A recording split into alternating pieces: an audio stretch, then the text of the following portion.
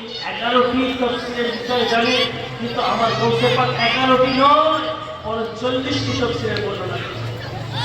আমরা যাকে মানি সেগুলো ছোটখাটো ছিল না বাবা, সেগুলো ছোটখাটো ছিল না, বরং সে যেমন কোরআনেতে মান রাখতো, যেমন পারদর্শী ছিল, হাদিসে সেটা পারদর্শী ছিল, তাফসীরে সেটা পারদর্শী ছিল, তাসাউফ জগতে সেটা পারদর্শী ছিল।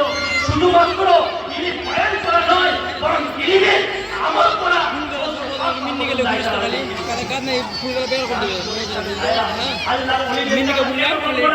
আল্লাহর ওলিদেরকে এই জন্য মানবো যে উনারা আমাদেরকে শান্তি দেন।